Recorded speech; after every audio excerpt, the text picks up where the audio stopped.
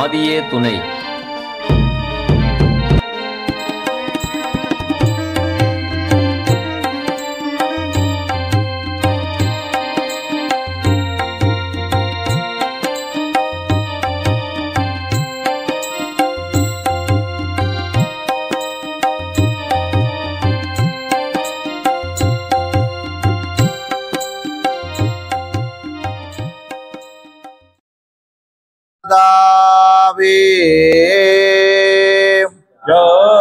ஆதிகளின் கர்த்தாவே, மெய்வழி நாமநன்னாதமே,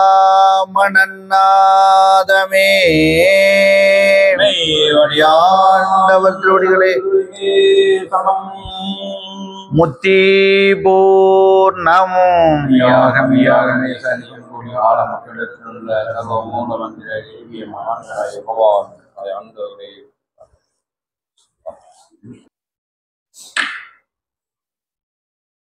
அனைவருக்கும் நமஸ்காரம். இன்றைய நமது புதுக்கோட்டை நிகழ்ச்சி சபையில் நாம் விரைவாக கொண்டாட காத்து கொண்டிருக்கும் நமது குலதெய்வம் பிரம்ம பிரகாச மெய்வெளிச்சாலை ஆண்டவரின் பிச்சை ஆண்டவருடைய திருவிழாவை பற்றி இப்போது நம்முடைய திருவிழாவின் சிறப்புகளை பங்கி பெறுவதற்காக மாமா மெய்வெளி வேல்பாண்டியனுடைய குமாரர் மெய்வெளி சாலை மாணிக்கம் அண்ணா அவர்களை இந்த புதுகை நிகழ்ச்சி சார்பில் அன்புடன் நமஸ்காரம் வரவேற்போமாக. நமஸ்காரம். நமஸ்காரம். அனைவருக்கும் நமஸ்காரம். முத்தி பூர்ணம்.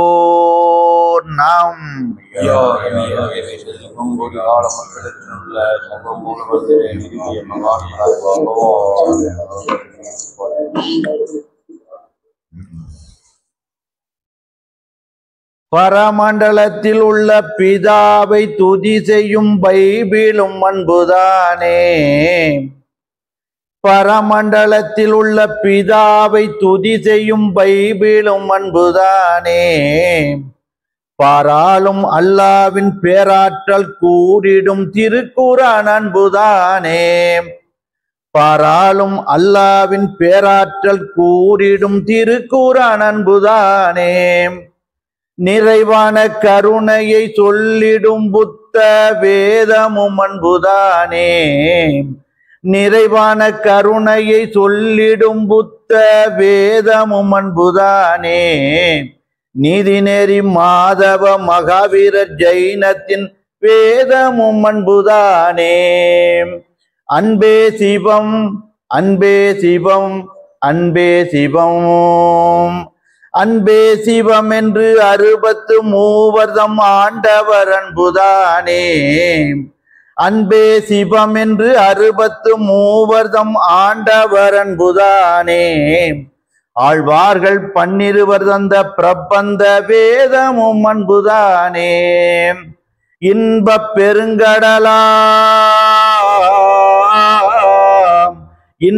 பெருங்கடலாம் இறைவனை அடைவதற்கு எண்ணிலாமத வேதமும் அன்புதானே.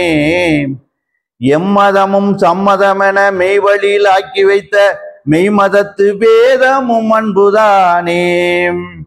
அன்பே சிவம், அன்பே சிவம், அன்பே சிவம், அன்பே வேதம், அன்பே வேதம், அன்பே வேதம், அன்பே தெய்வம், அன்பே தெய்வம், அன்பே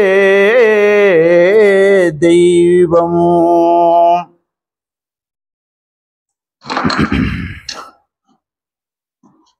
நமது தேவகோமான்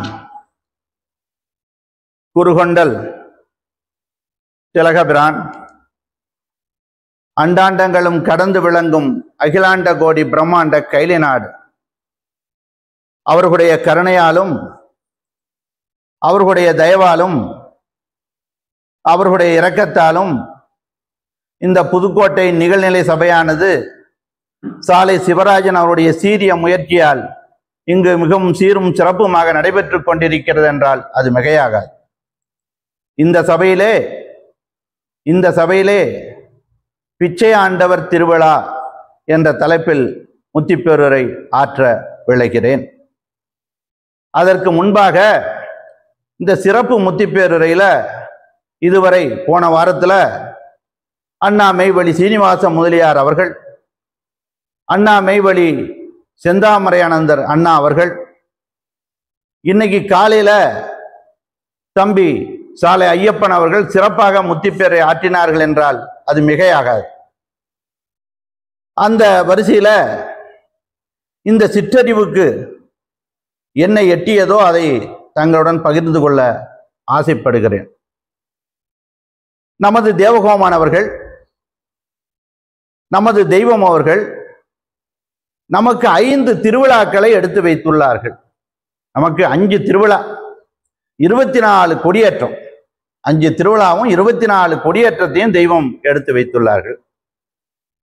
தை மாதம் தை பொங்கல் திருநாள், தை மாதம் தை பொங்கல் திருநாள் 1, பங்குனி மாதம் பிறவா நாட்பிறப்பு திருநாள் அது 2, வைகாசி மாதம் புத்தாடை புணர்ச்சிய திருவிழா அது 3, புரட்டாசி மாதம் பிச்சையாண்டவர் திருவிழா அது 4, கார்த்திகை மாதம் கார்த்திகை தீப திருநாள் இது 5 திருவிழா.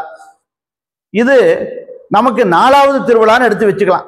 எப்படி என்றால் 4வது திருவிழா என்றால் தை மாசத்திலிருந்து கணக்கு பண்ணா இது 4வது திருவிழாவாக இந்த பிச்சையாண்டவர் திருவிழா நமக்கு வருகிறது.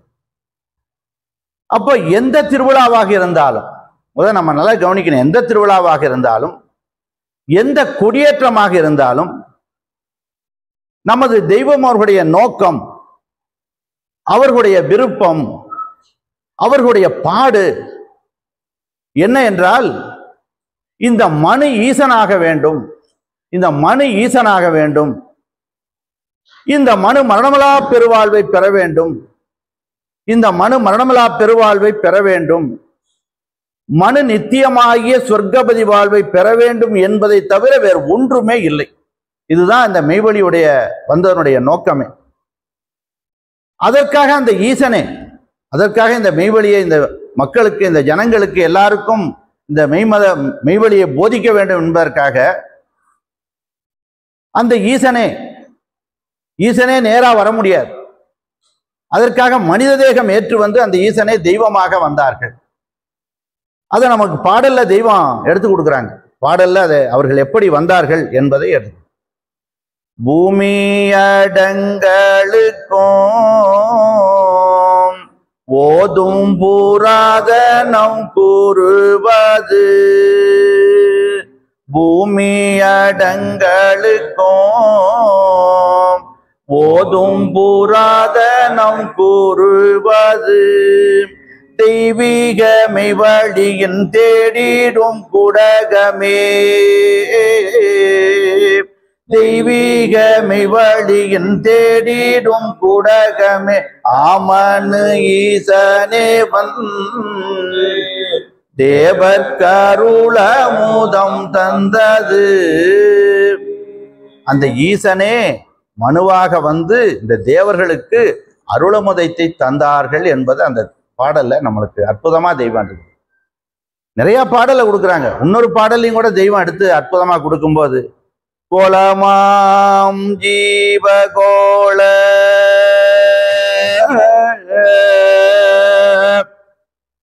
கோலமாம் ஜீவ கோள கோலத்துள்ளிருந்த மெய்மை காலமும் இடமும் நேரம் கணிதமும் கூடி சேர்ந்து சலையன்றொருமை மேனி ஜகந்தனில் பிறங்க எல்லாம்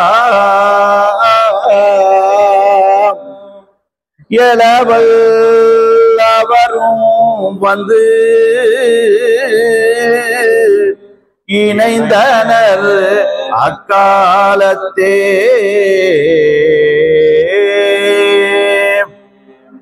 அப்ப அந்த மெய் அரூபமாக இருந்தது. அந்த மெய் அரூபமாக இருந்தது. இந்த மனித குலத்திற்காக வேண்டி மனித ரூபம் ஏற்று வந்தார்கள். அதற்கு நமது பாட்டையா அவர்களும் துணை புரிந்தார்கள் என்பதைத்தான் இந்த பாடலை நம்மளுக்கு எடுத்து கொடுக்குறாங்க. இப்படி அந்த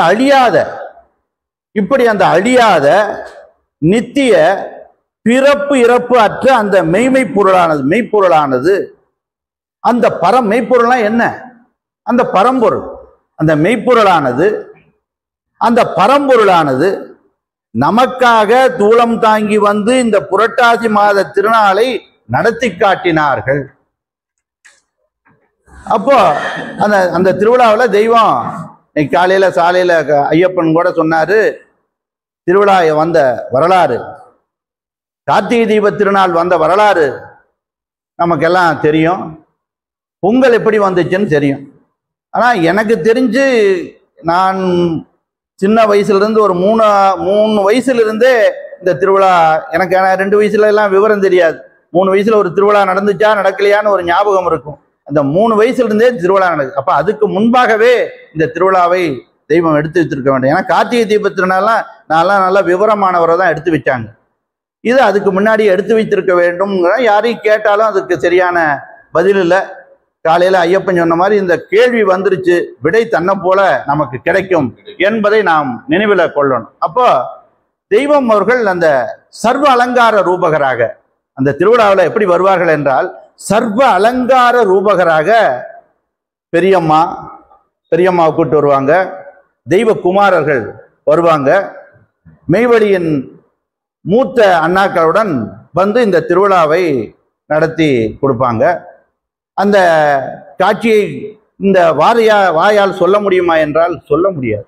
அந்த காட்சியை சொன்னாலும் அது விளங்குமா, அந்த ரூபத்தோட அதை சொல்ல முடியுமா என்றால் முடியாது. ஏன்னா அதுதான் எடுத்து கொடுக்குறாங்க. அப்ப எல்லோரும் எல்லாத்துக்கும் அங்க இருக்கிறவங்களுக்கு, சின்ன பிள்ளைங்க பெரிய ஆளுகளுக்கு எல்லாத்துக்குமே தெய்வம் தங்களுடைய திருக்கரத்தால அந்த பஞ்சாட்சர அமுதை எடுத்து எல்லாருக்கும் வழங்குவார்கள்.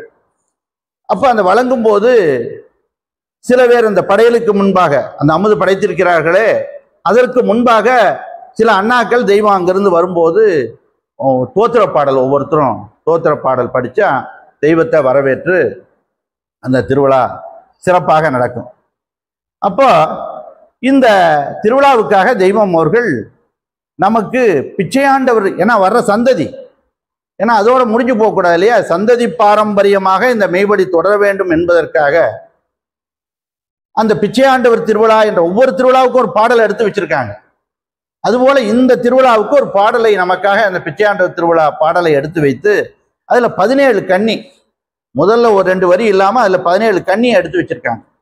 இப்போ 17 2 34 2 36 வரி நம்மளுக்கு அதுல எடுத்து கொடுத்துருக்காங்க. நாம் என்ன பண்ணணும், திருவிழா என்றால் இந்த 17 கன்னியில தெய்வம் நமக்கு என்ன எடுத்து வழங்கியுள்ளார்கள் என்பதை நாம் படித்து அதன்படி நடந்தோமானால் அந்த தெய்வ அருள் நமக்கு கண்டிப்பாக கிடைக்கும். அதுதான் திருவிழா.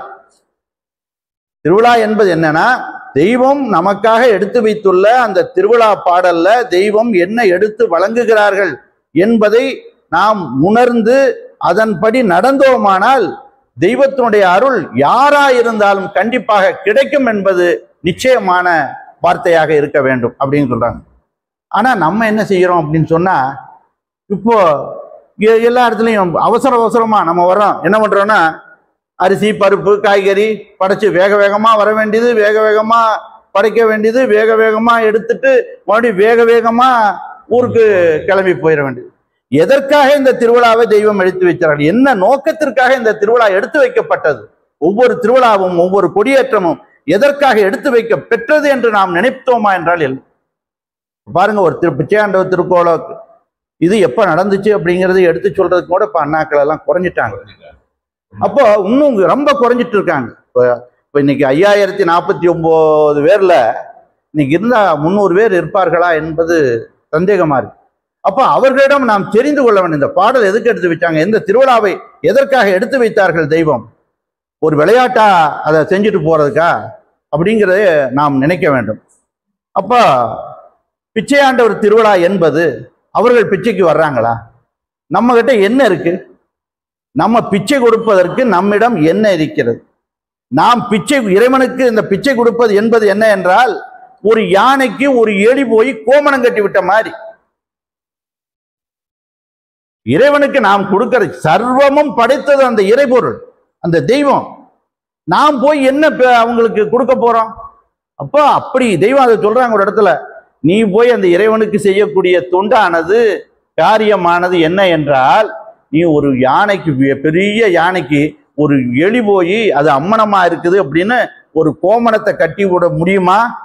அது போல அந்த உதாரணத்தை தெய்வம் நமக்கு எடுத்து கொடுக்குறாங்க. அப்ப நாம் அதை நினைக்கிறோம், நாம் என்ன கொடுக்க போறோம். ஆனா பிச்சையாண்டவர் திருவிழா என்பது என்ன என்று நாம் எல்லாரும் நம்ம நினைக்கணும்.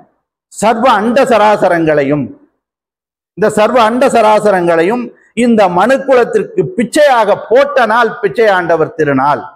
சர்வ அண்ட சராசரங்களையும் இந்த மனுக்குலத்திற்கு பிச்சையாக போட்ட நாள் தான் அந்த திருநாள். என்று இந்த உலகத்தையும், இந்த உலகத்தை மட்டும் படைச்சா போதுமா? அதுக்கு மனுக்குலத்தை படைக்கணும், அதற்கு வேண்டிய ஐஸ்வர்யங்களை படைக்கணும். அவ்வளவையும் படைத்து வைத்த அந்த சைவ ஐஸ்வர்யங்களையும் பிச்சையாக நமக்கு போட்ட நாள் தான் அந்த பிச்சையாண்டவர் திருநாள். அந்த மரணமலா பெருவாழ்வை, அந்த மரணமலா பெருவாழ்வை நமக்கு பரிசாக தரக்கூடிய திருநாள் பிச்சையாண்டவர் திருநாள்.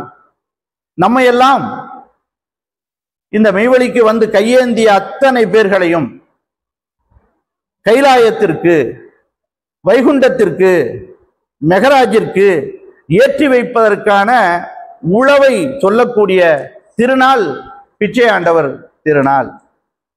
நம்மிடம் இருக்கக்கூடிய ஆணவம், கண்மம், மாயை எல்லாத்தையும் நம்மளுதான் போயிருமா என்றால் போகாது. அதற்கு அவர்களுடைய தவோபலம், யாருடைய தவோபலம்? இறைவன் தெய்வத்தினுடைய தவோபலத்தால் இல்லாமல் ஆக்கக்கூடிய திருநாள் பிச்சையாண்டவர் திருநாள். நம்மிடம் இருக்கக்கூடிய, நம்மகிட்ட என்ன இருக்கு? துக்கம், துயரம், கவலை, பயம், ஓயாமாரித்தனம். இதை தவிர நம்ம கிட்ட யார்ட்டையாவது ஏதாவது இருக்கா என்றால் இல்லை. மெய்வழியில இவ்வளவு நாள் தொடர்ந்து வந்தாலும் இன்னைக்கும் அந்த பயம் இருக்கு. நாளைக்கு என்ன ஆயிருமோ, நாளானிக்கு என்ன ஆயிருமோ, நாளைக்கு அது கிடைக்குமா, இருக்கிறது இல்லாம போயிருமா, எங்க தீர்ந்து போகுமோ, அது கிடைக்காம போயிருமோங்கிற எண்ணம் தான் இருக்கு. கவலை வருது, பயம் வருது, எல்லாம் ஏன் வருது அப்படின்னு நாம் நினைக்கணும். அப்போ நம்மிடம் இருக்கக்கூடிய துக்கம், துயரம், கவலை, பயம், தரித்திரத்தை போக்கி நன்மைகளை நமக்கு விதைத்த நாள் என்று நாம் நினைக்க வேண்டும். அந்த திருவிழா நன்மைகளை நமக்கு இறைவன், தெய்வம் விதைத்த நாள் என்று அத ஒரு பாடலை கொடுக்குறாங்க. பிச்சைக்கு வந்தாரே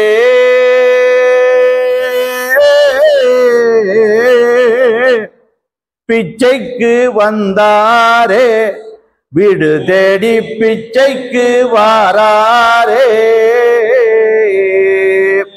இப்போ பிச்சைக்கு வந்தாரே, வீடு தேடி பிச்சைக்கு வாராரே அப்படின்னா, இப்போ காலையில் சொன்ன மாதிரி கூட வரமாட்டாங்க அப்படின்னு சொல்லலாம், ஆனால் வர்றாங்க இல்லையா? அப்போ வாராரே என்பதும் வந்து கொண்டிருக்கிறார்கள் என்பதை குறிக்கிற செயலும் அது. ஆனா நினைவில் நாம் என்ன, அவர்கள் நம்ம கிட்ட ஒன்றும் வாங்க வல்ல அப்படின்னு நினைக்க வேண்டும் என்பதற்காக வாராரே என்று அந்த அர்த்தத்தை ஒரே அர்த்தத்துக்கு ரெண்டு இது கொடுக்குறாங்க. அப்ப எந்த வீட்டை நோக்கி, எதுக்கு பிச்சைக்கு வந்தாரு? வீடு தேடி பிச்சைக்கு வந்தாரு. எந்த வீட்டை நோக்கி பிச்சைக்கு வந்தார்கள்? வீடு எது வந்தார்கள் என்றால், அறங்களொருங்கு திரண்டொரு வீடு. அது என்ன வீடு? இந்த வீடா இல்ல குடிசை வீடா? இதை நோக்கியா வந்தாங்க. அந்த அறங்கள் ஒருங்கு திரண்டொரு வீட்டிற்கு நம்ம எல்லாம் ஏற்றி வைக்க வேண்டும் என்பதற்காக அவர்கள் பிச்சைக்கு வந்தார்கள். இந்த பிச்சை ஆண்டவர் திருவிழாவை எடுத்து வைத்தார்கள் என்பதை நாம். அப்ப அறங்கள் ஒருங்கு திரண்டொரு வீடு, அந்த வீடு யாருனால கிடைக்கும்? வரங்கொடையின் பெருமான். அந்த பெருமான் இல்லாட்டி நமக்கெல்லாம் கிடைக்குமா? அப்ப அதான் அறங்கள் ஒருங்கு திரண்டொரு வீடு, வரங்கொடையின் பெருமான் என்று அந்த பாடலை நீட்டிட்டே போறாங்க. அப்போ அந்த வீட்டுக்கு நாம், அந்த இறைவனுடைய வீட்டிற்கு, அந்த கைலாய வீட்டிற்கு, மெகராஜ் என்ற வீட்டுக்கு, அந்த ரோஸ்மீதா கூடிய நாட்டிற்கு நாம் போக வேண்டும் என்பதற்காக தெய்வம் நம்மகிட்ட 2 வீட்டை படைக்கிறாங்க. நம்மகிட்ட எத்தனை வீடு? 2 வீடு. ஒவ்வொருத்தருட்டையும் நம்ம வீடு இல்லைன்னு நினைச்சிட்டு இருக்கிறோம். இல்லை, நிறைய பேர் நமக்கு சொந்த வீடு எனக்கு கிடையாதுயா, நான் வாடகை வீட்டில் இருக்கேன். 2 வீடு படைத்திருக்கிறார்கள். அது என்ன வீடு என்று தெரியுமா என்றால் தெரியாது. அதை சொல்றாங்க. அப்ப 2, அதுக்கு என்ன சொல்றாங்க? விதி என்ற வீட்டையும், இங்க போனோம் அந்த அறங்கள் ஒருங்கு திரண்டொரு வீட்டிற்கு போக வேண்டும் என்பதற்காக நம்ம கிட்ட விதி என்ற வீட்டையும் மதி என்ற வீட்டையும் 2 வீட்டையும் ஒவ்வொருத்தர்கிட்டையும் வச்சு படைச்சிருக்காங்க, எல்லாத்துக்கிட்டையும். அதைத்தான் அப்ப அந்த 2ம் அந்த விதி என்ற வீட்டில் ஏறி மிதிச்சு அந்த மதி என்ற வீட்டுக்கு போய் அந்த மதி என்ற வீட்டின் மூலமாக அந்த அறங்கள் ஒருங்கு திரண்டொரு வீட்டுக்கு நாம் செல்ல வேண்டும் என்பதுதான் நம்ம தெய்வத்தினுடைய கருணை, தயவு, இரக்கமாக இருக்கிறது. அதை தெய்வம் அழகா அற்புதமா இந்த வீடு அப்படின்னு சொன்ன சம்பந்தம் சொன்ன மாதிரி, விட்ட ஒன்றையிட்டு வீடு 2 கட்டி, விட்ட ஒன்றையிட்டு வீடு 2 கட்டி என்ன பேர் வைக்கிறாங்க? விதி மாதி என்று பெரும் விட்டு. அந்த 2லயும் சட்டத்தின் மேலேறிய விளையாடிட சாக்காடு போனதென்று ஆடுங்கம்மா. இப்ப சாக்காடு போகணும், இந்த பிறப்பு இனி இருக்கக்கூடாது, அந்த மரணமலா பெருவாழ்வை பெற வேண்டும் என்றால் அந்த தெய்வ சட்டத்தின் மீது ஏறி நாம் விளையாடும். இந்த தெய்வ சட்டம் தான் நமக்கு மெய்வழி சட்டமாக, வேத சட்டமாக நமக்கு இருக்கிறது என்பதை நாம் சொல்லணும். அப்போ இன்னொரு வீட்டையும் சொல்றாங்க. ஒன்று வீடு, நம்மெல்லாம் என்ன வீட்டில் இருக்கோம் அப்படிங்கிறது. இல்லறமே மேம்பாடு என்றுரைத்த வேதம். இல்லறம்னா வீடு தான், வீடு பேர், அப்படிதான் நினைக்கிறேன் அப்பெல்லாம். இல்லறமே மேம்பாடு என்றுரைத்த வேதம். ஈகம் இந்த உலகம் நல்லா தெரியும், எல்லாத்துக்கும் யாரும் தெரியாது இல்லை. ஈகம் மனைவி. இப்போ எனக்கு ஒவ்வொருத்தருக்கும் ஒரு மனைவி இருக்கு. அந்த மனைவி ஈகம், மனைவி, மக்கள், பிள்ளைகளை பெற்கிறான். ஈகம், மனைவி, மக்கள், மனைனா வீடு. இதுவே என்றும் இதனால என்னைக்காவது நம்ம நிம்மதியா இருந்தோமா யாராவது? யாரும் இல்லை. இல்ல, தெய்வம் அற்புதமா கொடுக்குறாங்க. ஒன்ன விளங்கிட்டா போதும், ஒன்ன விளங்கிட்டா அதெல்லாம் தூக்கி அப்படியே எரிஞ்சிடலாம். அப்பப்ப தெய்வம் நமக்கு எடுத்து வளர்ந்து துக்கம் வரும்போது இந்த பாடல் முன்னாடி நின்றுச்சு அப்படின்னா நமக்கு அதை தூசியா தூக்கி எறிஞ்சிடலாம். ஆனா இந்த பாடல் தான் நம்மளுக்கு வரமாட்டேங்குதுனால நாம் என்ன பண்ணிடுறோம்? இது அந்த கவலை, துக்கம், துயரம், பயம் இதுலயே இருக்கும். அங்க யார் நிக்கிறா? அவர்களே நின்று அதை போக்குகிறார்கள் என்ற ஒரு தைரியம், திடம் நமக்கு வர வேண்டும். அதுதான் சொல்றாங்க.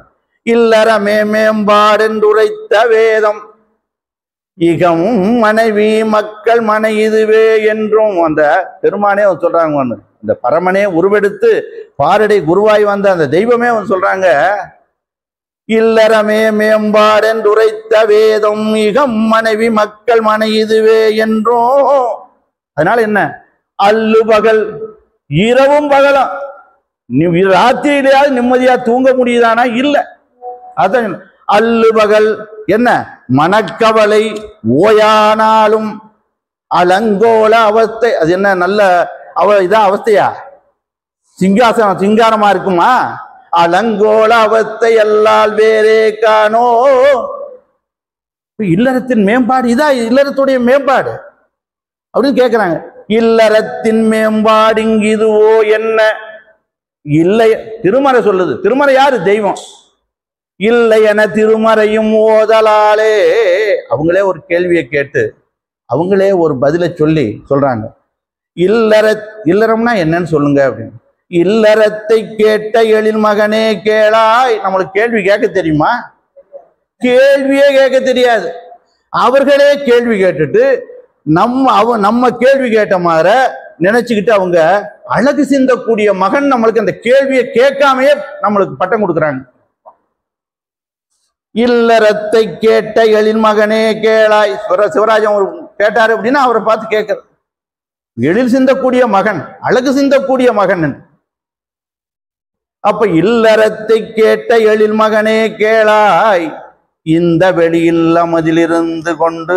எந்த வெளியில்லமல்? இந்த தூளமாகிய வெளியில்லம். அதே மாதிரி இந்த தூளமானது ஒரு வீட்டுல போய் குடியிருக்கணும். இந்த வீடு மாதிரி வீட்டுல அது ஒரு வெளியில்லம். 2 இல்லம் இருக்கு. இந்த வெளி இல்லம் அதில் இருந்து கொண்டு எங்க போறோம் பாருங்க, எல்லை திசையற்றது ஓர் நிலமும் உன்னுள். ஒரு நிலம் இருக்கு, அதுக்கு எல்லை திசை இருக்கும். இப்போ இங்க 4 எல்கை இருக்கு. இந்த வீட்டுக்கு ஐயப்பனுடைய சாலை, ஐயப்பனுடைய வீட்டுக்கு 4 எல்கை. இந்த பக்கம் ரோடு, இந்த பக்கம் ரோடு, பின்னாடி அவருடைய பிளாட்டு, இந்த பக்கம் 2-3 வீடு கட்டி இருக்கிறாரு. அப்படிங்கிறதுல 4 எல்கை இருக்கா இல்லையா? அதுக்கு 4 எல்கை இல்லை. அப்ப அது எந்த இதா இருக்குங்கிறாங்க. எல்லை திசையற்றது ஓர் நிலமும் உன்னுள் இருக்குது பார். அதான் நீ அரஞ்சை வீடாம். அது வீடு சொல்லிட்டாங்களா? அரஞ்சை வீடாம். என்ன அந்த வீடு? ஜீவன். அரஞ்செய்யக்கூடிய வீடு அது ஜீவன். நல்லவர்களுக்கு உபதேச தலமதாகும். அந்த ஜீவனே தான். நல்லவர்களுக்கு உபதேச தலமதாகும். நமோவென்ற மோன சபா நிலையதாகும். 10 வயதான கன்னி சபையும் ஆகும். பாச உடல் பிறந்து வளர்த்தலமுமாகும். அதுதான் முத்தரெல்லாம் அமுதருந்தும் கொங்கை. அந்த ஞானப்பால் எதுல குடிச்சாங்கன்னா அந்த இதெல்லாம் முத்தரெல்லாம் அமுதருந்தும் கொங்கையாகும். அது என்ன? மோட்ச சாம்ராஜ்யம் என்ற நாடும் ஆகும். அது சொல்லிட்டாங்க என்னன்னு. அது பித்த உடல். அது பித்த உடல். அந்த பித்த உடல் என்ன? நடுவாகும். பித்த உடல் நடுவாகும். அது கோடா கோடி. அந்த பித்த உடல் நடுவாகும் கோடா கோடி. அது என்ன? பெருங்கவலை தணிக்கும் உந்தன் இல்லமாமே. அந்த ஜீவனாகிய இல்லம் உனக்கு பெருங்கவலையை தணிக்கும். இந்த இல்லம் என்ன பண்ணும்? பெருங்கவலையை திணிக்கும் என்று தெய்வம் அந்த பாடலை எடுத்து நம்மளுக்கு அற்புதமா ஒரே பாடல்ல சர்வத்தையும் எடுத்து விளங்க வச்சிடறாங்க என்பதை எடுத்து கொடுக்குறோம். அப்போ அடுத்த கண்ணில பிச்சைக்கு வந்தவர் பேரூரற்றவர் அவர். பிச்சைக்கு வந்தவர் பேரூரற்றவர் அவர். பேரூரெல்லாம் பெற்ற பெரும்பேர்ப்பெம்மானவர். அப்படின்னு இதை பத்த காலையிலும் கூட சர்வநாமங்களையும் எடுத்து சாலை ஐயப்பன் அவர்கள் அதுல எடுத்து சொன்னாங்க. அவர்கள் ரூபன், அதாவது அந்த ஆதிபிதா ஆதிசிவன் இந்த உலகத்துல ரூபந்தாங்கி வரும்போது எடுத்து சொன்ன நாமங்கள் அதெல்லாம். அவர்கள் அந்த ஆதிபிதா ஆதிசிவன் ரூபந்தாங்கி எடுத்து வரும்போது அவர்களுக்கு நாமம் விட்டார்களே, அந்த நாமத்தை தான். ஆனா சர்வநாமங்களும் நம்ம என்ன சொல்றோம்? அவருக்கு அந்த இறைவனுக்கு அந்த தெய்வத்துக்கு அந்த கடவுளுக்கு ஒரு பேருங்கோடு இல்லையா, ஒரு ஊருங்கோடு இல்லையா அப்படின்னு நாம் அப்படி அல்ல. அது அந்த மாதிரி நினைக்கிறது இல்ல. சர்வநாமங்களும் சர்வ ஊரும் எல்லாம் யாருக்கு? அந்த இறைவனுக்கு அப்படின்னு. அப்ப அவருடைய நாமம் ஊருவாக இருக்கிறது. ஏனென்றால் ஏன் அப்படி இருக்குன்னா, ஏனென்றால் சர்வ படைப்புகளுக்கும் தாய் குடில் அது. அந்த வித்து, அந்த சர்வ படைப்புகளுக்கும் எது வித்து என்றால் தாய்க்குடில தான். சர்வ படைப்புகளுக்கும் தாய்க்குடில் அது. எல்லா படைப்புகளிலும் வித்தாக இருப்பதா, எல்லா படைப்புலையும் அது வித்தா இருக்குது. எந்த படைப்பா இருந்தாலும் அதுதான் வித்து. அதனாலதான் தெய்வத்திற்கு நாமம் என்ன வச்சாங்க? வித்து நாயகம். என்ன பெயர் வச்சாங்க? வித்து நாயகம். எல்லா பொருள்களுக்கும் வித்து எது என்றால் அவர்கள் நாயகம் என்றால் தலைமை. அப்ப அதுக்கு வித்து நாயகமாக இருக்கிறார்கள். அதனால் நான் ஒரே வரியில சொல்வேன், இவ்வளவு பேர் சர்வநாமங்களும் இறைவனுடைய நாமமே. எதா இருந்தாலும் நீங்க எதை பார்த்தாலும் எது செஞ்சாலும் எந்த பேர், இன்னைக்கு 90,000 கோடி 900 கோடியா 900 கோடி மக்கள் இருக்கிறாங்க. அவ்வளவுக்கு நாமம் இருக்கு. அதுல யாருடைய நாமம்? அந்த இறைவனுடைய நாமம். இப்போ ஒரு நாமமா? இந்த வேதத்துல எடுத்து வச்ச நாமம் மட்டுமா? அது சொல்றாங்க, ஆகம புராண கலை வேதம் மோதும் நாமம் எல்லாம் அன்னவருக்கே தகுவதெல்லாம் தான் எடுத்து சொன்னார் காலையில. அப்ப இல்லையா அப்படின்னு எடுத்து சொன்னாங்க. அப்போ இப்ப மிருகங்கள் இருக்கு, பறவை இனங்கள் இருக்கு, ஜலவாழ் ஜந்துக்கள் இருக்கு, தருக்கிணங்கள் இருக்கு, இந்த மனிதர்கள் இதெல்லாம் எங்கிருந்து வந்துச்சு? அந்த வித்திலிருந்து, அது என்ற நாமத்திலிருந்து, ஆதி என்ற நாமத்திலிருந்து வித்தாக வந்ததுன்னு தான். அதை வடலூர் வள்ளற்பரானவர்கள், அற்புதமா வடலூர் வள்ளற்பரானவர்கள் எப்படி இருக்கிறாங்க, எப்படி அவர்கள் இருக்கிறார்கள் என்பதை அற்புதமா எடுத்து சொல்றாங்க. வடலூர் வித்தாகி முளையாகி விளைவதாகி வித்தா இருக்குது. அப்புறம் அது என்ன ஆகுது? அதேதான், வேற இல்ல. நாம் என்ன வருமா தனித்தனியா பிரிச்சு பார்க்கிறோம். அப்படி பார்க்க கூடாது. எல்லாம் ஒன்று, ஒன்றாக காண்பதுவே காட்சி. உன்னாதான் பார்க்கணும். அதான் சொன்ன வித்தாகி, வித்தா இருக்குதே அது ஒண்ணு. எந்த வித்தா இருந்தாலும் சரி, இந்த வித்துன்னு கிடையாது, எல்லா வித்துக்கும் வித்தாகி முளையாகி விளைவதாகி, விளைவதாக இருந்தாலும் விளைவிக்கும் பொருளாகி, விளைவிக்கக்கூடிய பொருளும் எது அது, விளைவிக்கும் பொருளாகி மேலுமாகி, அதேதான் என்ன பண்ணுது, சத்தாகி. சத்தா இருந்தா என்ன பண்ணுது, சித்த. ஆனா சித்துன்னு ஏன் சொன்னாங்கன்னா, சத்தா இருக்குது, கண்ணுக்கு தெரியுதா என்றால் இல்லை. கண்ணுக்கு தெரியாம சிறியதாக இருக்கு, அதான் அணுன்னு சொன்னாங்க. சித்தாகி, சத்தாகி, சித்தாகி. ஆனா அதெல்லாம் சத்து என்ன பண்ணுச்சு, இன்பமாகி, எல்லாத்துக்கும் இன்பம் கொடுத்து அதுதான் சத்தாகி, சித்தாகி, இன்பமாகி. என்ன, சதா நிலையாய உயிர்க்கும் சாட்சி, எல்லா உயிர்க்கும் சாட்சி பொருளாக இருக்கிறது. எல்லா உயிர்க்கும், எந்த பொருளும் உயிர்க்கும் இல்லாமல் சாட்சியாகி, முத்தாகி, மாணிக்கமாகி, முத்தாகி மாணிக்கமாகி, முழுவயிரத்தனிமணியாய் முளைத்த தேவே. அதேதான் தெய்வம் அற்புதமா தளிர் இலை பூ காய் பழமாய் சுரிந்த பாதம். வேற வேறையா, இது வேற அது வேறையா, சகல உயிர் ஜீவனிலும் ஆடும் பாதம் என்று தெய்வம் அற்புதமா அதை எடுத்து கொடுக்குறாங்க. அப்போ அத அந்த இருந்தத காலையிலும் கூட சிவராஜன் படிச்சார். அத தேகம் நம்போல் உள்ள எம் குரு நாம, ஒரு நாமமா, தேகம் நம்போல் உள்ள எம் குரு நாமக்கு நாமம் ஏதும் செப்புதற்கொப்பனை உள்ளதோ.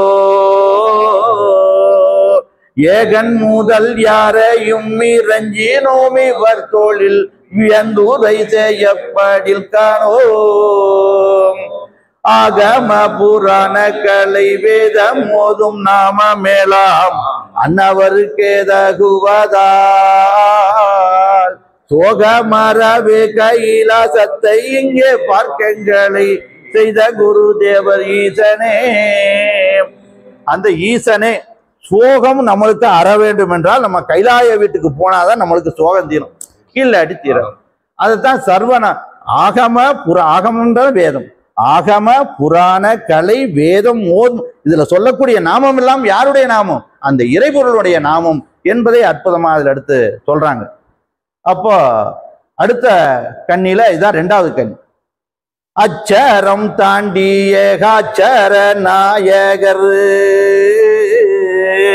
அச்சரம் தாண்டி ஏகாச்சர நாயகர் அச்சூதன்றானும் அனந்தர் குலாத்துடன் பிச்சைக்கு வந்தாரே, விடு தேடி பிச்சைக்கு வாராரே. அச்சரம் என்றால் என்ன, அப்ப எழுத்து, கரெக்ட். அச்சரம் என்றால் எழுத்து. அப்போ அந்த அதுதான் தெய்வம் அந்த பாடல், அச்சரம் அமைத்தோன் அருந்து போன் அதுகன் தமைந்ததை அமைத்து அறைந்ததி கிரந்தம். அறிவினை அறிந்தோர் அறிவறிவு, யாரு உணர முடியும், அறிவினை அறிந்தோர் அறிவறிவாய்மை. பாமரர்கள் உணர முடியுமா, பாமரர் அறியார், தீர்ப்பு கொடுத்துட்டாங்க, பாமரர் அறியார், பண்டிதர். இதை உணர்ந்தவர்கள் எல்லாம் யாரு, பண்டிதர்கள். நம்மளாம் அந்த மெய்வெளிச்சாலைக்கு வந்திருக்கோம், நம்மளாம் யாரு, பண்டிதர் அப்படின்னு தெய்வம் பட்டம் கொடுக்குற. நம்ம பண்டிதர் ஆனமோ ஆகலையோ அவர்கள் நம்மளுக்கு பட்டத்தை கொடுத்துட்றாங்க, அதை கொடுக்குறாங்க. அப்போ அது எழுத்துக்களுக்கெல்லாம் அதிபதி. அது என்ன எழுத்து, அச்சரமாகி அகரத்தில் நின்று இளங்கக்கூடிய இறைவன். அது எங்க இளங்குறார் என்றால் அச்சரமாகிய அந்த புள்ளியில, அதான் அகரமாக நாம் எடுத்து வச்சிருக்கிறோம் புள்ளி, அதுல இருந்து சேதி அடையாளம் நாமும் புள்ளி அப்படின்னு இருக்காங்க. அப்போ அது அச்சரமாகிய அகரத்தில் நின்று இளங்கும் இறைவன். அச்சுதன் என்றால் தந்தை. நமக்கெல்லாம் ஒரு தந்தை இருப்பாங்க, உலகத்திற்கே அந்த தந்தை இறைவன். இந்த உலகத்தை படைத்த தந்தை அந்த தெய்வம் என்பதை எடுத்து கொடுக்குறாங்க. அடுத்து மூணாவது கண்ணில பிச்சை தமக்கிட்டால் பெருவாழ்வு வரும் என்று, பிச்சை தமக்கிட்டால் பெருவாழ்வு வரும் என்று நிச்சய திருமறை நேமியன் ஏவலால் பிச்சைக்கு வாராரே, விடு தேடி பிச்சைக்கு வாராரே என்று கொடுக்குறாங்க. அது என்ன என்றால், நம்மெல்லாம் வாழ்ந்து கொண்டிருக்கிறோமோ இந்த வாழ்வு என்னவென்றால் சிறுவாழ்வு. நம்ம வாழ்ந்து கொண்டிருக்கிற வாழ்வு சிறுவாழ்வு. அப்போ அந்த நித்தியனோடே அந்த இறைவனோடைய கூடி நாம் வாழ்வதே பெருவாழ்வு. பெருவாழ்வு என்றால் அந்த இறைவனோடே கூடி வாழ்வதே பெருவாழ்வு. அது நித்திய வாழ்வு, அது சொர்க்கபதி வாழ்வு, அது மகிழ்ச்சிகர வாழ்வு, அதுதான் பெருவாழ்வு. நிச்சயமாகிய திருமறை, இந்த திருமறையை யாருன்னா தெய்வத்தினுடைய ஏவலால் தான் இந்த திருமறை வந்துச்சு. வேதம் இல்லாட்டி வந்திருக்குமா என்பதையே அதை கொடுக்குறாங்க.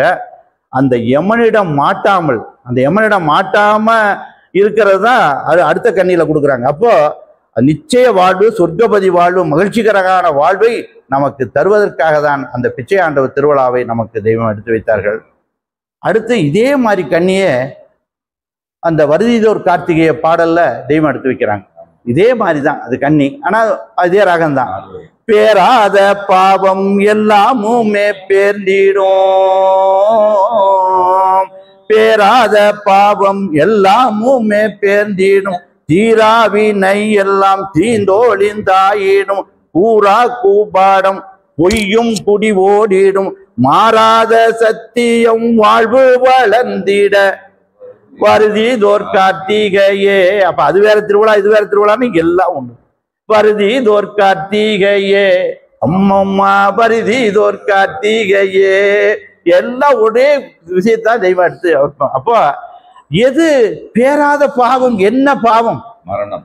அந்த மரணம், அதாவது அந்த யமனிடம் நம்ம மாட்டோம்னா போச்சு, அதுதான் பேராத பாவம். அதை பேர்த்து எடுக்கிறாங்க. அதுதான் கொடுமையும் கூட. அதான் கொடுமை. வேற உலகத்துல இருக்கிற கொடுமையெல்லாம் கொடுமையா கொஞ்ச நாள் இருக்கும்.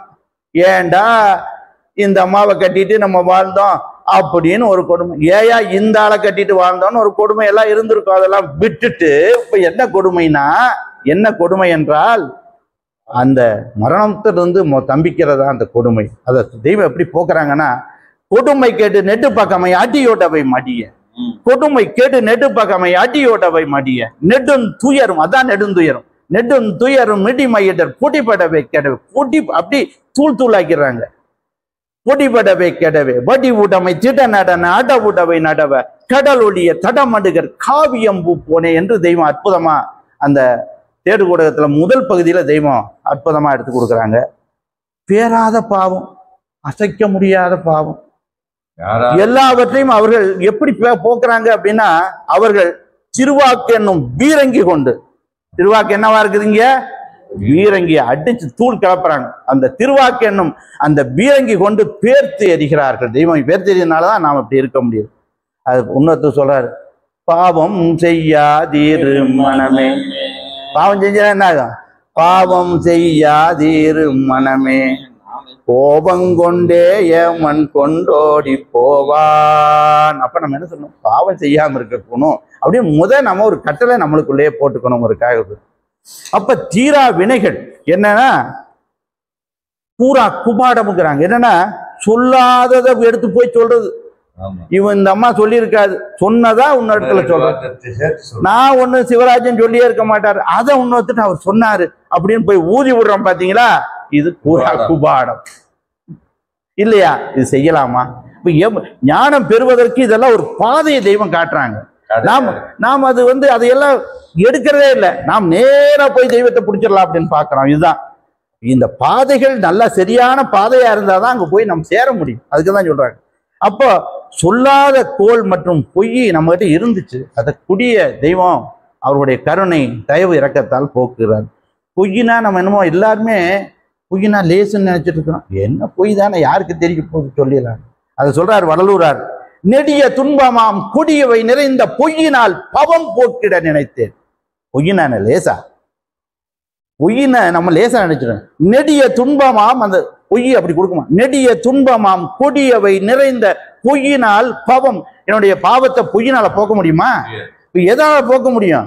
மெய்யினாலதான் போக்க முடியும். அது சொல்ற, பொய்யினால் பவம் போக்கிட நினைத்தேன், புல்லன் எனக்கு நல்லருள் வருவோம். நான் இப்படி பொய்யிலேயே போக்கிட்டு இருந்தா எனக்கு நல்லருள் வருமா? தருவாங்களா? தரமாட்டார்கள் என்பதை அவரே எடுத்து சொல்றார். வடலூராரே எடுத்து அற்புதம். அதெல்லாம் அப்போ அடுத்து தூள பிணி கூலம் வேறு தோட்டிட, தூள பிணி கூலம் வேறு தோட்டிட மேல வள நாடு விட்டிறங்கி இங்கு பிச்சைக்கு வந்தாரே, வீடு தேடி பிச்சைக்கு வாராரே. ஆமா, தூள பிணி என்ன?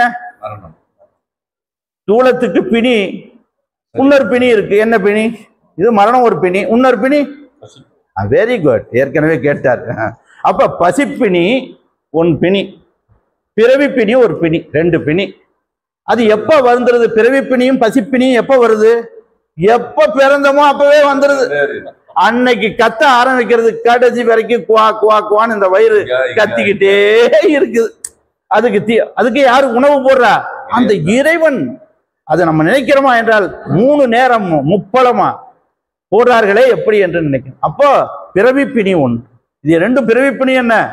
பிறந்த உடனே உன் தலையில வந்து கெத்து கெத்துன்னு காத்துட்டு இருக்குடா அப்படின்னு தெய்வம் சொல்றான்.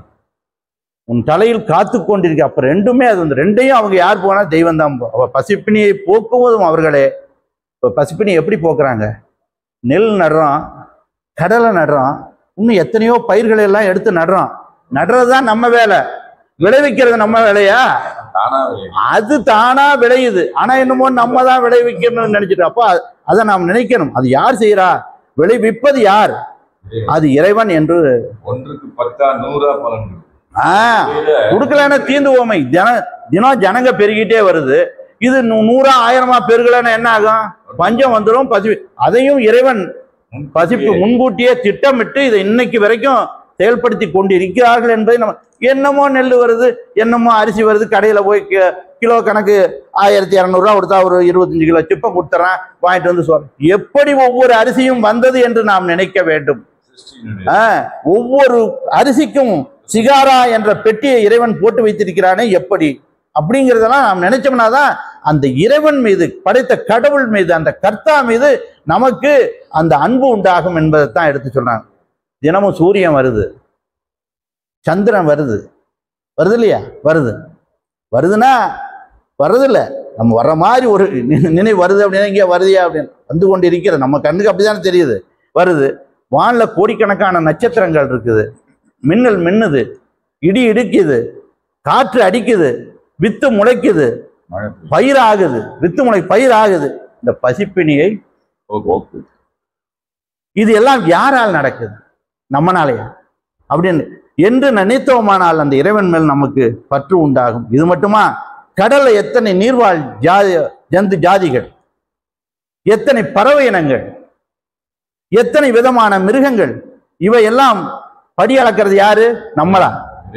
இறைவன் படி அளக்கிறான். அந்த இறைவன் படி அளக்கு அதை மான்மியத்துல கொடுக்குறாங்க, அதுக்கு நேரம் ஆகும். மான்மியத்துல அற்புதமா தெய்வம் கொடுக்குறாங்க, அதுக்கெல்லாம் நேரம் இல்லை. அப்போ அவைகளுக்கு அதன் ஒன்னொன்னுக்கும் யானை சாப்பிடுறது சிங்கமும் புலியும் சாப்பிடுமா? புலியும் சிங்கமும் சாப்பிடுறது யானை சாப்பிடுமா? சாப்பிடாது. அப்ப ஒவ்வொருத்தருக்கும் அது தீந்து போச்சா? என்னைக்காவது தீந்துருச்சா? இல்ல நமக்கு தான் மூன்றுச்சா? என்ன மூன்று தெய்வம் கேட்பாங்க, என்ன மூண்டா போச்சு?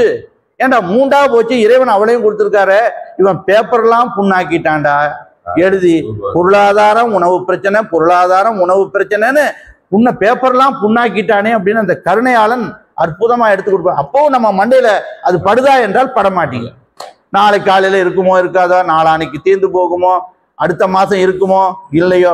40,000 ஆண்டுகளுக்கு முன்னாடி ஒரு மனிதனை படைப்பதற்கு 40,000 ஆண்டுகளுக்கு முன்னாடி அவனுக்கு தேவையான சர்வ ஐஸ்வர்யங்களையும் இறைவன் படைத்து வைத்துதான் இந்த மனிதனை படைக்கிறான் என்பதை நாம் நன்றாக உணர்ந்தோம்னா இந்த கவலை கொஞ்சம் நம்மளுக்கு போகும் என்பதை கொடுக்குறாங்க. அப்போ அதைத்தான் கொடுக்குறாங்க. அப்போ அடுத்து 5வது கண்ணி, கார்க்கும் தீ கை கொண்டோர் கார்த்திகை என விண்டு, கார்க்கும் தீ கை கொண்டோர் கார்த்திகை என விண்டு, வேட்டூரை ஆச்சாலை விடுதி விடுதியாக. இங்க பாருங்க, கார்த்திகை கொண்டு எங்க வைக்கிறாங்க? பிச்சாண்டத்திற்கு பாடல்ல கொண்டு அடுத்து வரப்பு, அதுக்காக அதை கொடுக்குறாங்க. கார்க்கும் தீ கை கொண்டோர் கார்த்திகை என வென்று, வேற்றூரை ஆச்சாலை விடுதி விடுதியாக பிச்சைக்கு வந்தாரே, விடு தேடி பிச்சைக்கு வாராரே. அப்ப காக்கக்கூடிய தீ அக்னி, காக்கக்கூடிய தீ நம்மளுக்கு அக்னியாக இருந்து காத்து கொண்டிருக்கிறது. அதை கார்த்திகையான நமது தெய்வம் நம்மிடம் இருந்து காத்து கொண்டு உள்ளார்கள் என்பதை நம்மகிட்ட இருந்து அக்னியாக நம்மகிட்ட இருந்து காத்து. வீடு என்றால் என்ன? வீடுனா என்னன்னு, வீடு என்றால் நிரந்தரமான தங்குவதுதான் வீடு. நாம் ஆனா நிரந்தரமா இந்த வீட்டுல நான் கட்டி இருக்கிறேனே, அந்த வீட்டுல நான் மீறி 70 வயசு 80 வயசுக்கு மேல நான் தங்க முடியுமா? அப்ப அது வீடா? அதுக்குத்தான் தெய்வம் விடுதி என்ற நாமம். விடுதி என்றால் கொஞ்ச நாள் நீ இருக்க போற, அதுதான் சொல்றாங்க. அப்போ வீடு என்றால் நிரந்தரமாக தங்குவது, அது ஒரே வீடு, அந்த கைலாய வீடு தான் வீடு. மற்றதெல்லாம் என்ன பெரிய பங்களா கட்டியிருந்தாலும் எது கட்டியிருந்தாலும் அது வீடா என்றால் அல்ல, விடுதி.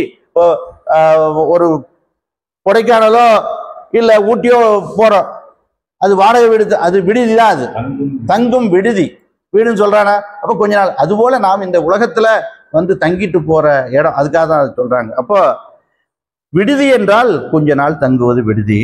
இந்த நல்லா கவனிக்கணும் நம்ம. இந்த அழிந்து போகக்கூடிய தேகம் கொஞ்ச நாள் தங்கறதுக்கு ஒரு வீடு கட்டுறோம். ஆனா அது வீடுன்னு நினைக்கக்கூடாது. அது என்ன நினைக்கணும்? விடுதி. அதுபோல நித்திய தேகமாகிய ஜீவ தேகம், அதுதான் நிரந்தரமா இருக்கிறது. இறப்பு பிறப்பு அற்ற தேகம் அந்த தேகம், நித்திய தேகமாகிய அந்த நித்திய தேகமாகிய ஜீவ தேகம் தங்க, அது ஒரு தங்கறதுக்கு இந்த அனித்திய தேகமாகிய இந்த ஒரு விடுதி வேணும் கொஞ்ச நாள் தங்கறதுக்கு. அது தனியா வராது, அது தங்குவதற்காக அந்த வீடு. ஏனென்றால் அதுலேயும் கொஞ்ச நாள் தங்குறதுனாலதான் இதற்கும் பேர் என்ன? விடுதி. இந்த விடுதியை நோக்கி தான் தெய்வம் வர்றாங்க.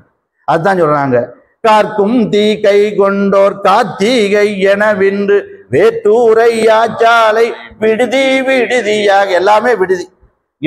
அங்க நிற்கிற எல்லாம் அங்க திருவிழாவில் எல்லாம் விடுதி விடுதியாக. வீடுன்னு சொன்னாங்க. என்ன 2 வீடு? என்ன வீடு சொன்னாங்க? விதி என்ற வீடு, மதி என்ற. இப்போ அதை நோக்கிதான் அவர்கள் வருகிறார்கள் என்று. அப்போ அவர் சொல்றாங்க, அதனால் தெய்வம் அவர்கள் சாலையில் இருக்கும் வீடுகளுக்கு அதனாலதான் விடுதி என்று. நாம் என்ன செய்ய வேண்டும் என்ற, இதுக்கு என்ன செய்யணும்னா, இந்த தூள வாழ்க்கைக்கு பின் நித்தியமான அழிவில்லாத ஜீவ வாழ்க்கை இருக்கிறது. அதை நாம் கைபோட வேண்டும். அதற்கு தெய்வத்தினுடைய கருணை, தயவு, இரக்கம் நமக்கு அவசியம் வேண்டும். வேறு எந்த பொருளும் நிச்சயம் அல்ல. எந்த பொருளும் நம்மளுக்கு நிச்சயமா? நிச்சயம் அல்ல. இத ஒருத்தர் சொல்றாரு, தந்தை தாய் நிசமும் அல்ல. என்ன செய்தார்? தந்தை தாய் நிசமும் அல்ல, ஜனங்களும் நிசமும் அல்ல, மைந்தரும் நிசமும் அல்ல, மனைவியும் நிசமும் அல்ல. வீட்டுல போய் சொன்ன என்ன?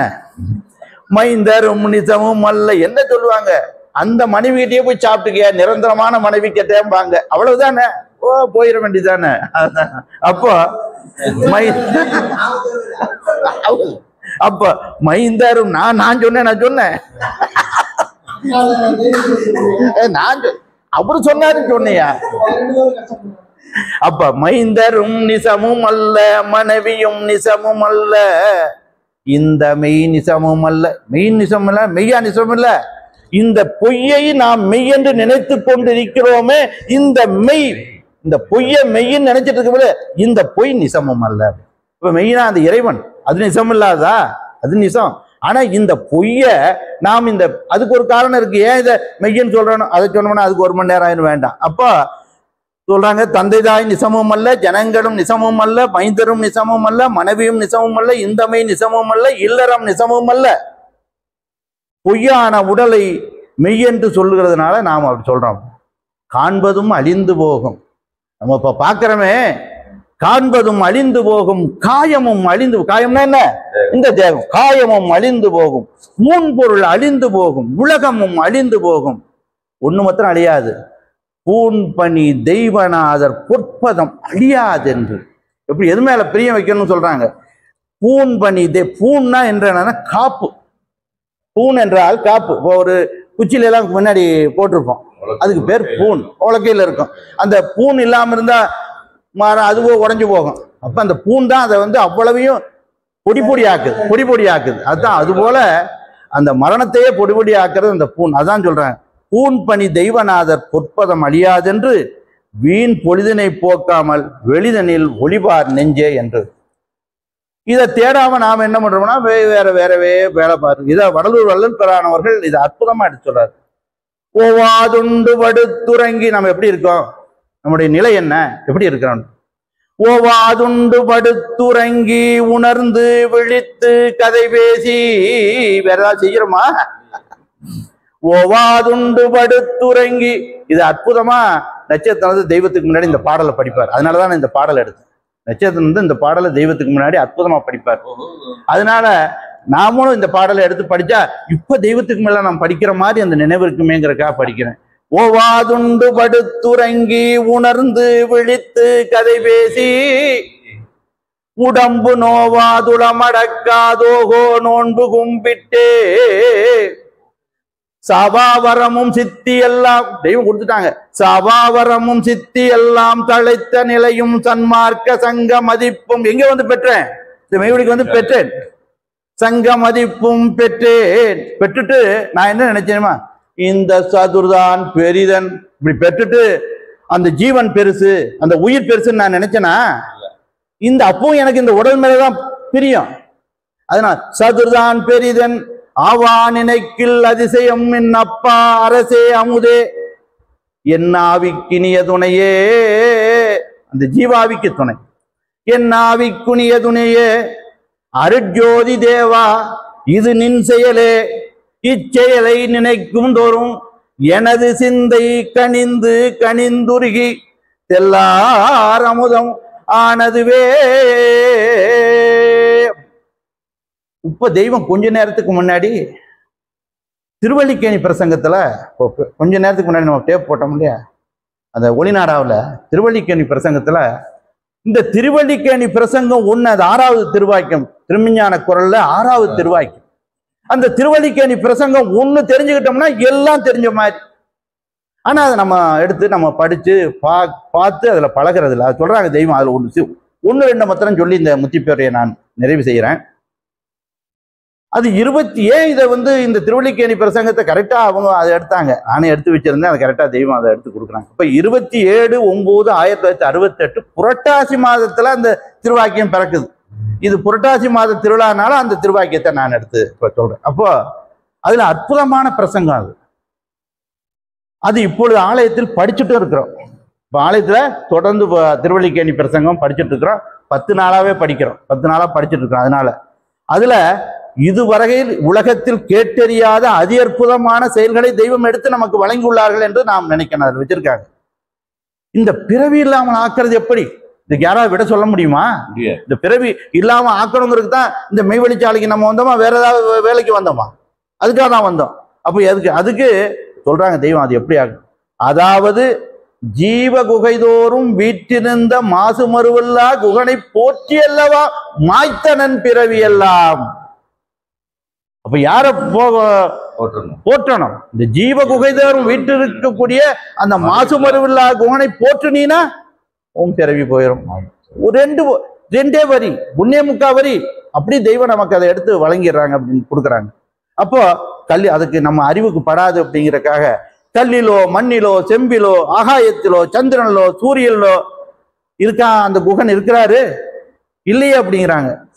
குகன் என்ன, குகன்னா என்ன, குகன்னா என்ன அப்படின்னா அந்த சிவசுப்பிரமணிய குகன். குகன் என்றால் என்ன? அது சிவசுப்பிரமணிய குகன்.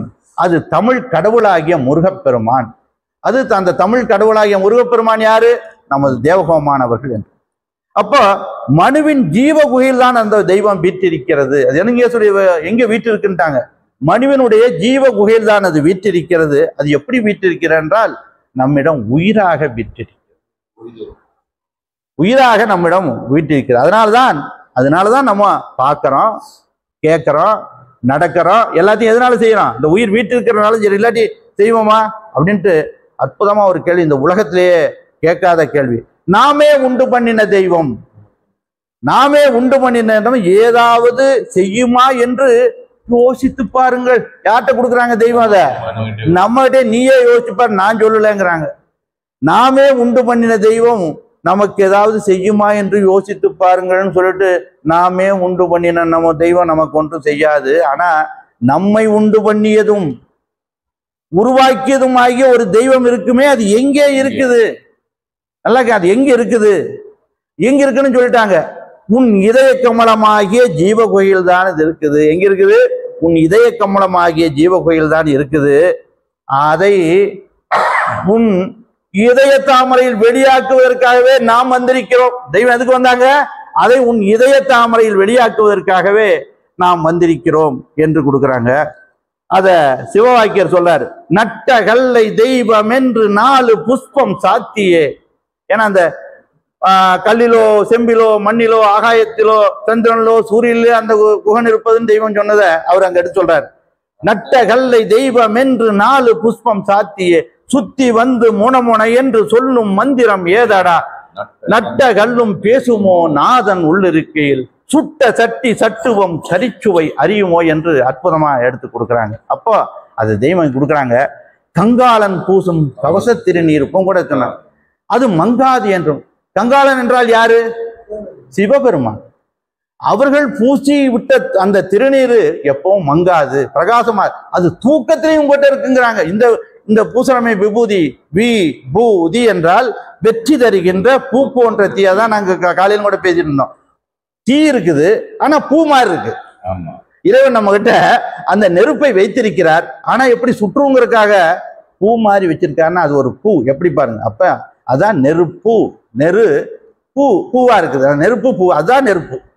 வேற இந்த எல்லாம் நெருப்பு இல்லை, இது தீ அப்படின்னு. அப்போ விபூதி அப்படின்னு எடுத்து கொடுக்குறாங்க. அது கோடி சூரிய பிரகாசமாக உள்ளது, அது தூக்கத்திலையும் உங்ககிட்ட இருக்கு சொல்லிட்டு தெய்வம் இந்த வார்த்தைகளை எப்போது உங்க காதில் விழுந்ததுண்டான்னு கேட்கிறான். இந்த வார்த்தை இந்த உலகத்துல எங்கேயாவது உங்க காதுல விழுந்துச்சா? இல்லைங்கிறேன். இந்த மனிதனை ஈசனாக ஆக்குற சக்தி உடையது அந்த நிஜ விபூதின்னு நான் இப்போ கூட சொன்னாங்க. அந்த விபூதி உன்னை நிஜ, அதாவது ஈசனாக ஆக்குகின்ற சக்தி உடையது அந்த நிஜ விபூதி அப்படின்ட்டு. உரித்திரன் என்றால் என்ன?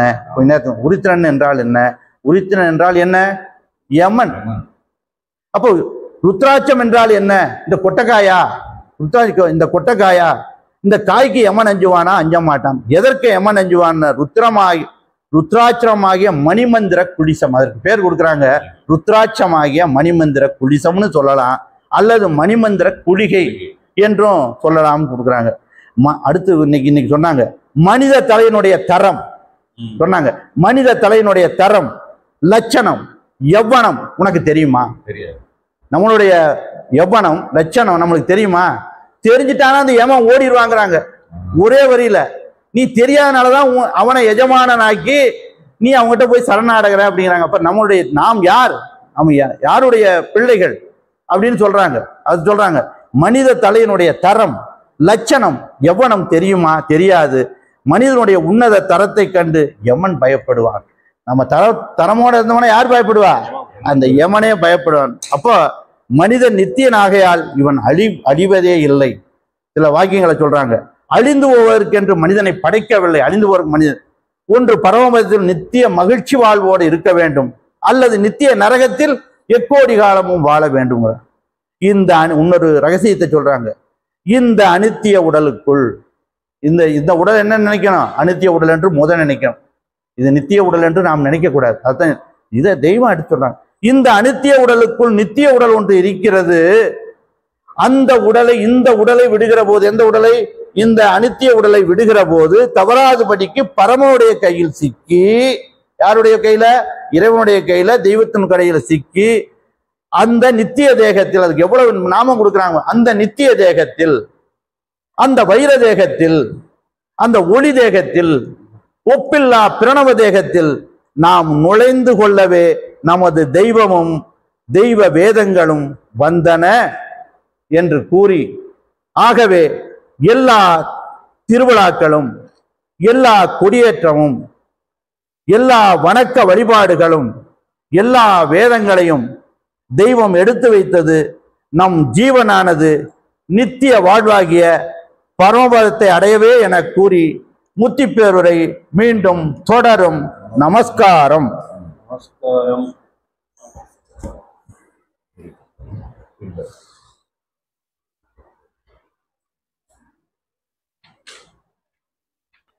எல்லோருக்கும் நமஸ்காரம். இன்றைய முத்தி பேருரையின் தொடர்ச்சியாக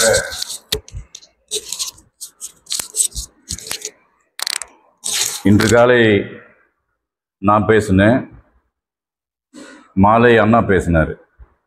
எல்லாமே ஒரே வார்த்தை தான். எது எடுத்தாலும் நம்ம தெய்வத்தினுடைய அந்த சீர்மிகு வாக்கியத்திலிருந்தும் பாடலிருந்து தான் தொகுத்து எடுக்கிறோமே தவிர நம்மளோட கற்பனை எதுவுமே இங்கே செல்லுபடி ஆகாது. அந்த வகையில் அண்ணா இன்னைக்கு சிறப்பாக 5 கன்னிகள் மட்டும் எடுத்துகிட்டு வந்தேன்னு சொன்னார். அந்த 5 கன்னியை பிரித்து அதுவே 1 மணி நேரம் சரியான ஒரு என்ன சொல்கிறது, சீரான வேகத்திலையும் நடையிலையும் அவருக்கே உரிய அந்த நயந்து குழைந்து பேசி எல்லாருடைய உள்ளத்திலையும் அந்த பிச்சையாண்ட திருவிழா எப்போ வரும் அப்படின்னு எதிர்பார்க்கிற அளவுக்கு அண்ணா பேசினார்.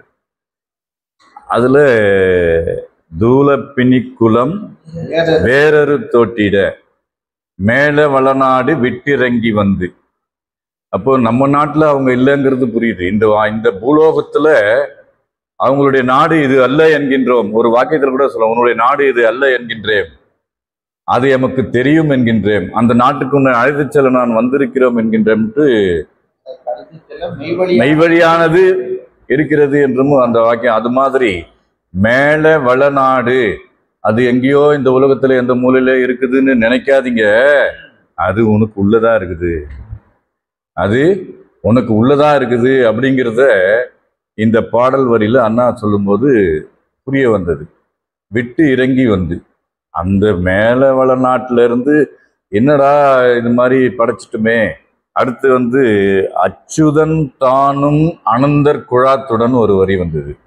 அதுல நான் சிந்தனை பண்ணி பார்த்தேன். அச்சுதன் திருப்பி போடுங்க, தன்னச்சு. தன்னச்சு இறைவன் மனிதனை தன் சாயலாக படைத்தான். அப்போ அவருடைய நாமம் அச்சுதன். அதை அப்படியே மாற்றி போட்டோம்னா தன்னச்சு, தன் சாயலாக படைத்தான் அப்படிங்கிறது விளங்க வந்தது. அதுக்கப்புறம் இது நிறைய விஷயங்கள் பேசினாரு. எல்லாமே சிறப்பு. இதுல காலையில திருஞான சம்பந்தம் இந்த பிச்சை ஆண்டவருடைய திருவிழா, சிவபெருமான் தான் பிச்சை எடுக்கிற கடவுள் யாருன்னா சிவபெருமான் தான். அவர் தான் பிச்சை எடுக்கிறாரு.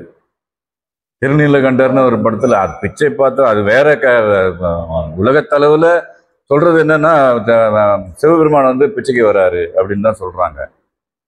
அதே மாதிரி அவர் ஏன் அந்த பிச்சை எடுக்க வேண்டிய அவசியம் ஏற்பட்டுச்சு அப்படிங்கிற ஒரு சின்ன கதை மூலமா விளக்கிட்டு நான் முடிச்சுக்கிறேன். தாருகா வனத்துன்னு ஒரு வனம் இருக்கான். அது தெய்வ வனம். இதுதான் நம்ம தான், நமக்குள்ளதான் எல்லாமே இருக்கு. தாருகா வனத்து ரிஷி முனிமார்கள் தேடி குடும்பத்துல கொடுக்குறாங்க. நம்ம தான், வேற யாரும் இல்லை. அவர்கள் தந்தை தம்பி ஆகும் இல்ல, அது இன்னொரு இடத்துல கூட வருது. இப்போ தாருகா வனம்னு ஒரு வனம் இருக்கிறதாக வேதத்துல குறிப்பிட்டிருக்கிறது தெரிய வந்தது.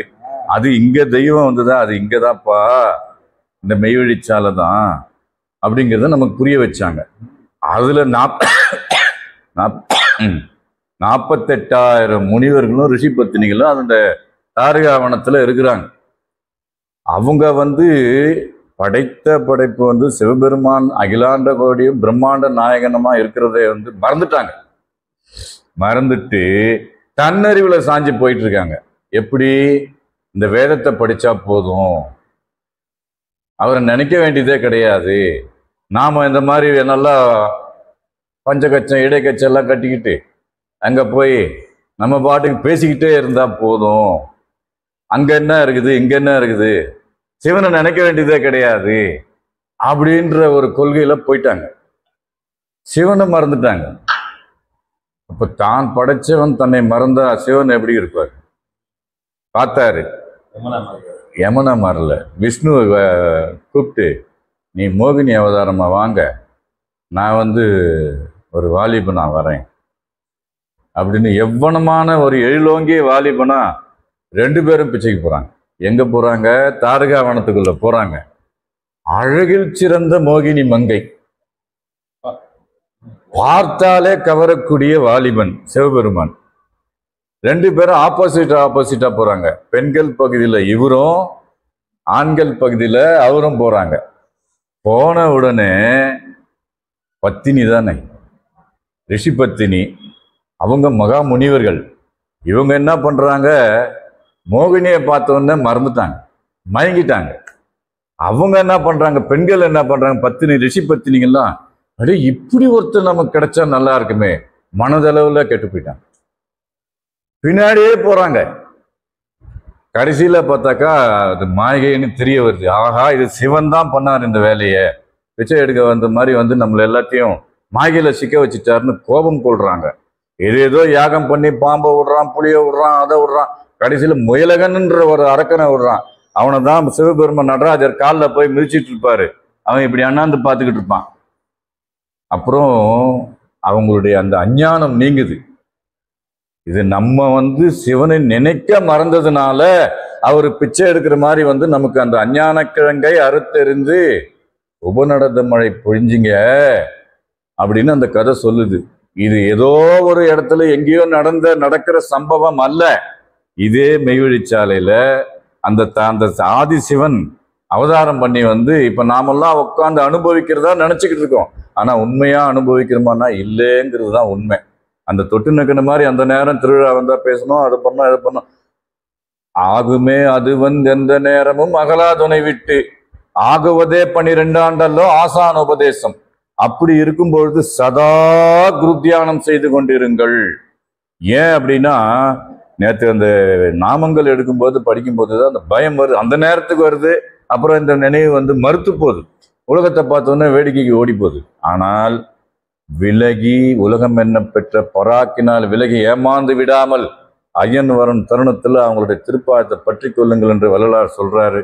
அதே வகையில தான் தெய்வம் இந்த பிச்சையாண்ட திருவிழால இதெல்லாம் செஞ்சு நாம இந்த உலக மாய்க்கைக்கு போயிடக்கூடாது. நீ தேடி தேடி வைக்கிறல்ல பொண்ணும் பொருளும், அதுல கொஞ்சம் கொஞ்சம் எனக்கு கொடு, நான் என்ன தரேன், வெகுமதி தரேன்,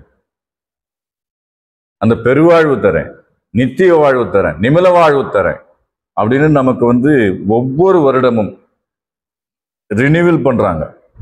அந்த வருஷம் வாங்கினாங்க, அந்த பாவத்தை போக்கிடுறாங்க. அப்புறம் மறுபடியும் ஒரு வருஷம் அந்த மறுபடியும் நம்ம மூட்டை தூக்கிட்டு வருவோம். சரி, என்கிட்ட கொண்டா. இப்படிதான் பாவ மன்னிப்பு திருவிழாவும் பிச்சையாண்ட திருவிழாவும் நம்ம பண்ற அந்த களிம்பை நீக்கி தெளிவை கொடுக்கறதுக்காக எடுத்து வச்சிருக்காங்கன்றத வந்து இன்றைய முத்திய பேருரையின் வாயிலாக தெரிந்து கொண்டோம். அனைவருக்கும் நமஸ்காரம். முத்தி பேருரை மீண்டும் தொடரும். வரணும். அனைவருக்கும் நமஸ்காரம். நாம இந்த தொடர்ந்து இன்னைக்கு காலையில 10 to 11 நம்முடைய அண்ணா சாலை ஐயப்பன் அவர்களும், இன்று மதியத்திற்கு மேல 4 to 5 நமது மூத்த பிறவியர் அண்ணா மெய்வழி சாலை மாணிக்கம் அவர்களும் இந்த சிறப்பாக இந்த பொது இணைகிற சபை நம்முடைய தெய்வத்தினுடைய நினைவுகளை நமக்கு இந்த 2 மணி நேரமோ 3 மணி நேரமோ அதை ஊட்டினால் என்றே கூறலாம். அந்த வகையில வந்து நாம வந்து ஒரு பெரும் பாக்கியம் செஞ்சிருக்கோம். ஏன் அப்படின்னா, இந்த 2-3 மணி நேரமா தெய்வ நினைவிலேயே நம்மளை வைத்திருந்தார்கள். அதற்கு நாம் வந்து அவங்களுக்கு நமஸ்காரத்தை செய்து கொள்கிறோம். நாம இந்த திருவிழாவை கொண்டாடுற நோக்கம், இப்ப திருவிழா 5 திருவிழா நடக்குன்னா நோக்கம் என்ன அப்படின்னா, மனிதனை வந்து ஈசன் ஆக்கணும். அந்த செயலை செய்யறதுக்கு நாம வந்து வரணும் ஆலயத்துக்கு. ஏன்னா வெளியூர்ல இருக்கவங்க எல்லாம் வரணும், திருவிழாவுக்கெல்லாம் வரணும் அப்படின்னு திருவிழாவை ஏற்படுத்தியிருக்காங்க. அந்த திருவிழாவில் வர்ற கொஞ்ச நேரத்துல தெய்வம் வந்து நம்மளை எவ்வளவு முடியுமோ அவ்வளவுக்கு நம்மளை வந்து பண்படுத்துறாங்க. அதான் திருவிழாவுடைய நோக்கம். வந்து நாம வந்து மனிதனை ஈசனை ஆக்கக்கூடிய செயலை நடத்துறாங்க அப்படின்றத மிக எடுத்து காட்டினாங்க. அப்புறம் வாழ்வுல 2 வாழ்வு இருக்கு அப்படின்னா, இப்ப நம்ம அந்த ஸ்தூல வாழ்க்கை துச்சமா எண்ணி ஜீவ வாழ்க்கை திடம்பட செய்யணும் அப்படின்னு சொல்ற மாதிரி அண்ணா வந்து பெருவாழ்வு அப்படின்னாரு. அந்த மரணமில்லா பெருவாழ்வு, பெருவாழ்னா என்ன, மரணமில்லா பெருவாழ்வு. அந்த மரணமில்லா பெருவாழ்வை எல்லோருக்கும், அதாவது கோடிமனுக்கு இருந்தாலும் குறையாதின் சிமிலின்மையே ஆடி அசைந்தாலும் அலையாது அப்படின்ற மாதிரியா அந்த வாய்மைக்குள் ஆய்விடு ஒன்றுதான் நம்முடைய வேலை. அதான் வந்து இன்னைக்கு நாம வந்து அந்த காரியத்தை இன்னைக்கு 2 சகோதரர்களும் அது சிறப்பாக செய்து நம்முடைய சபையை சிறப்பித்தார்கள். அந்த வகையில நம்ம நேரம் கருதி இந்த முத்தி பேரறியை மீண்டும் வருகிற வாரம் நாம் தொடர்வோமாக. அனைவருக்கும் நமஸ்காரம். வணக்கம் வணக்கம் வணக்கம். எல்லாரும் மியூட் எடுத்துங்க. இந்நாட்டில் இங்கே யமபடரை மாற்றும் இறைவா போற்றி. அந்நாட்டினிக்கு விட்டெடுக்க வந்த அரசே போற்றி. முத்தி பூர்ணம்.